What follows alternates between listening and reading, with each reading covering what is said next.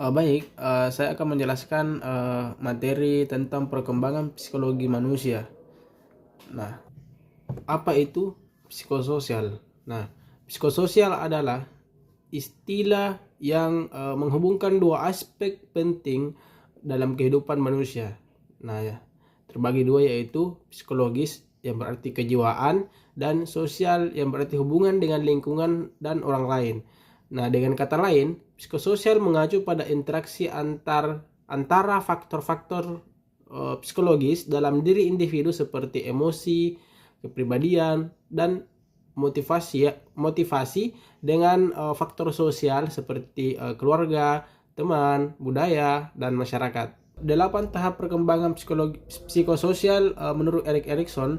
Yang pertama yaitu kepercayaan dengan ketidakpercayaan. Nah, misal ini biasa yang dialami itu umur sekitar 0 sampai 1,5 tahun. Nah, biasanya bayi ini belajar percaya pada pengasuhnya jika kebutuhan dasarnya terpenuhi. Kemudian yang kedua yaitu otonomi dengan rasa malu atau rasa ragu. Nah, kemudian anak ini belajar mandiri dengan dukungan yang membutuhkan kepercayaan diri. Nah, ketika tidak menimbulkan kepercayaan diri ini, maka akan menimbulkan rasa malu. Nah, kemudian yang ketiga yaitu inisiatif dan rasa bersalah. Nah, biasanya dialami ini sekitar 3 sampai 5 tahun. Nah, anak ini mulai berinisiatif atau terlalu banyak larangan ini bisa menimbulkan rasa bersalah. Kemudian yang keempat, kerajinan dengan inferioritas. Nah, biasanya dialami ini sekitar yang mengalami ini biasanya umur 5 sampai 12 tahun. Nah, anak belajar bekerja dan berprestasi dengan kegagalan yang menyebabkan rasa rendah diri. Kemudian yang kelima itu identitas dengan rasa kebingungan, peran. Biasanya usia 12 sampai 18 tahun seperti remaja yang mencari jati dirinya, dan bisa jadi kegagalan itu yang membuat menyebabkan krisis identitas. Yang keenam itu keintiman atau isolasi. Itu biasanya umur 18 sampai 40 tahun. Nah, dewasa atau muda mencari hubungan dekat yang bisa jadi menyebabkan kegagalan, menyebabkan kesepian. Kemudian yang ketujuh itu generativitas dan stagnasi. Itu sekitar umur 40 sampai 65 tahun. Nah, dewasa ini tengah ingin berkontribusi, jika tidak maka akan muncul peran stagnan. Kemudian yang kedelapan itu integritas dengan keputusasaan. Itu biasanya yang mengalaminya itu lansia sekitar umur 65 tahun ke atas. Nah, seperti kepuasannya itu bisa menimbulkan kedamaiannya, dan penyesalannya itu bisa menimbulkan keputusasaan. Nah, kemudian apa itu psikologi kepribadian? Nah, psikologi kepribadian adalah cabang ilmu psikologi yang mempelajari pola pikir, perasaan, dan motivasi dan perilaku yang konsisten dan khas pada diri seseorang yang membedakan antara individu dengan individu yang lain. Nah, kepribadian ini mencerminkan bagaimana seorang berinteraksi dengan lingkungannya, menghadapi situasi hidup, dan menunjukkan identitas dirinya. Nah, secara etimologis, kata kepribadian berasal dari kata pribadi yang berarti manusia sebagai individu dengan segala ciri khasnya. Dalam psikologi, kepribadian dipandang sebagai perpaduan antara faktor biologis dan pengalaman lingkungan sosial yang membentuk karakter seseorang sepanjang hidupnya. Nah, kemudian psikologi sosial. Apa itu psikologi sosial?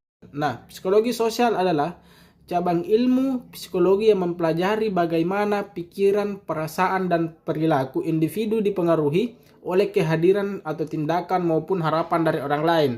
Nah, ilmu ini mengkaji hubungan antara timbal balik antar individu dan masyarakat, serta bagaimana individu mempengaruhi lingkungannya dan bagaimana lingkungan sosial membentuk perilaku seseorang. Nah, kemudian itu psikologi pendidikan.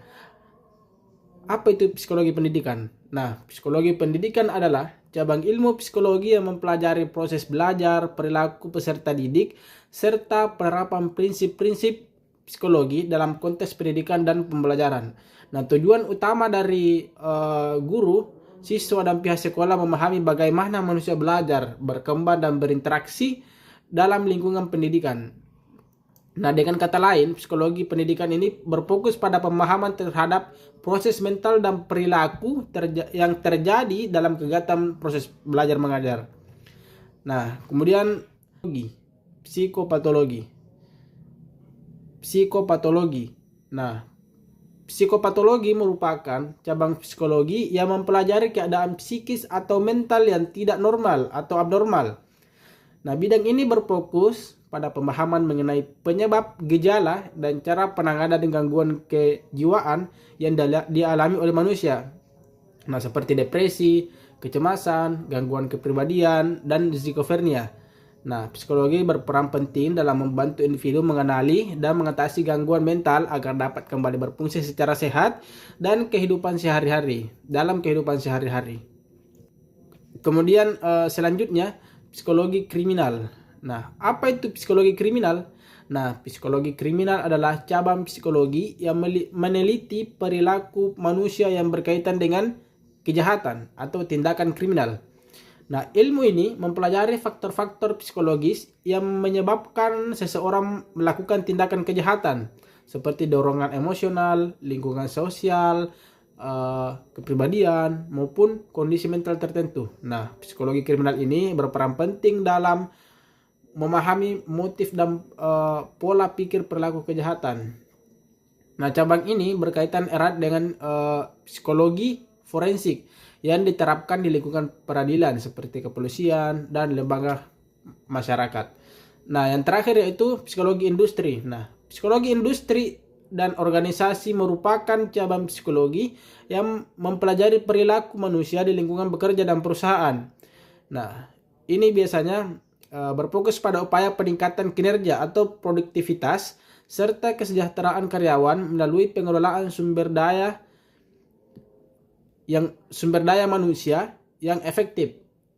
Nah, psikologi industri ini membantu perusahaan dalam proses perekrutan, pelatihan, penilaian kinerja dengan penerapan yang tepat. Nah, psikologi industri ini berkontribusi dalam menciptakan lingkungan kerja yang harmonis, efisien, dan mendukung kesejahteraan psikologis seluruh karyawan. Mungkin itu saja yang bisa saya sampaikan. Sekian dari saya. Assalamualaikum warahmatullahi wabarakatuh.